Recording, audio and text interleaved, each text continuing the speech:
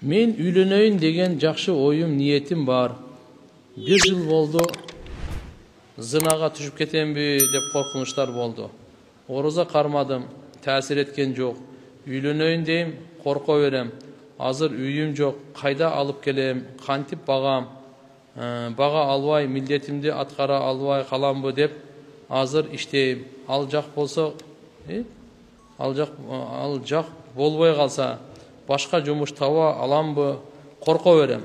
Жақшы ойланғанда шайтан қорқыныш салып, ойымды бұзат. Маға дух, күч, бағыт беріп қойыңыз. Құран, хадис, оқиядан, жеке насаат сөзіңізден үйлену, жашқа толғым, қиналып кеттім. Достарым да мендей ахвалда жүрішөт. Бізге жаштарға күч, насаат күтөбүз. Зына арзан болып, ошол жолға түшіп кетүү жеңіл болып қалды. Рахма. Алиязу билlah. Алиязу билlah. Аллахым сақтасын. Мындайда биринчиден ораза маселесин айтыпсыз. Пайгамбар саллаллаху алейхи ва саллям айткан: "Я ма'ашара шабаб, ман истата'a минкум ba'a falyatazawwaj." Ey жаштардын жамааты, егер силердин бирөөңөр үйлөнүүгө күчү кудурети жетсе, үйлөнсүн деген. Эмне үчүн? Бул адамдын көзүн пас кылат, төмөн кылат, уяттуу жерин сактайт деген. Fa innahu aghaddu lil-basar wa ahsanu al-farj. Wa man lam yastati', кимдин күчү жетпесе үйлөнгөнгө, бакканга, махр калың бергенге, анда ал ораза кармасын деген. Ораза бунун напсы кумар шахватын сындырат деген. Сиз катар-катар ораза кармаңыз, кандай болот экен? Жөн эле ал өзүнүн таасири тиет ал. Бул бир. Бул пайгамбар хадисте айткан, сындырат деген сындырат ал. Биз өзүбүз кемчилдик менен кармадык ошон үчүн. Экинчиден, биздин Ханафи мазхаб боюнча махр калыңдын эң азы 10 дирхам. La mahra aqalla min 10 darahim. 10 dirhamdan төмөн махр жок деген. 10 дирхам дегени бул 1 дирхамда 3,125 3 грамм 125 миллиграмм күмүш болот да.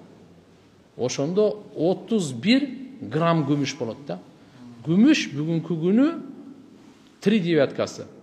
Geçele baldardan soradı böyle 62 som eкен. Ошо жалпысынан алганда 1950 сом тегерегинде болуп калат. 2000 сомуңуз болсо, сиз үйлөнө аласыз таксыр. Махр ушунча. 2000 сом менен ишти бүтүрүш керек. Пайгамбарыбыз доорунда темир чакек менен деле, башка менен деле ар кандай болгон. Biz көбүнчө баягы үйлөнүү расходу мойнуна алып сөзсүз кафеде той бериш керек. Кафеде той 300 000 сомго чейин кетет экен. Ким айтты сизге аны үчүн кафеде той берди? Вообще той бербей эле коюн. Бирөө келип алсын. Милдеттүү эмес, бар ишин кылсын адам. Пайгамбар ушунчалык айткан: "Аулиму валау бишат", бир кой союп болсун, киши той өткөрүп койду деген. Бир койго азыркы бүгүндө 7000-8000ге бир токту козу аласыз да. Бисмилла, Аллаху акбар кылып коесуз. Наржаттан 2000 махрга бересиз, 7000 болду, 9000 болот экен. Дагы бир 2-3 миң. Бул бүттү. Мына менен. Негизи силердин бактылыгыңар, таквалыгыңар. Жакшынакай бирок турак жай жарасташ керек, аны бакканды караш керек. Анан караңыз, шайтан коркутат. Шайтан яидукумул факр. Бул жакырчылыктан, бага албай кыйналасың андай мындай. Жок. Эгерде ыймандуу бала болсо, ыймандуу кыз болсо, иншалла булардын көз карашы материалдык жакка кетпейт акча менен. Булардын бактылыгы таквалыкта, жакшы кулк мүнөз да. Пайгамбар саллаллаху алейхи ва саллям бардык жубайлары менен канча комнатада жашаган. Бизге ошоңо заңгыраган үйү бар беле? Жок. Сахабалар болсо, сахабияттар турмушка чыкканда бирөөнүн кийимин яратан кылып эле чыгат эле. Ар кимдин өзүнүн кийими жок болчу. Берип тур дейт эле. Ошону мейли пайдаланып кайра кайтарып берип коет эле. Turmuşka çıkanda da. Biz үйлөнүүнү, динди өзүбүзгө өзүбүз оорлоштуруп алдык да. Өзүбүздү кыйнапчы. Ошон үчүн иншалла карап туруп, качан махр кымбаттаганда зына арзандайт. Бул анык эле. Zina көбейгенде бузукулук, өлүм, бактысыздык, караңгылык көбөйөт. Турган кеп ал. Ошон үчүн иншалла Кудай калса жакшы дуа кыла бериш керек. Акчаны исрап кылбай, кайра-кайра кийим ала бербей, жакшына үнөмдөп, мээнет кылыш керек, иштеген. Бүгүнкү күндө Кыргызстанда иштеген киши ачка калбайт, эч ким. Кичине эле кыбыр эткен жангачы, алхамдулилла, 15 миң, 20 миң, 30 миң сом бар. Жакшынакай исрап кылбаңыз, Аллахым ушундай береке берет.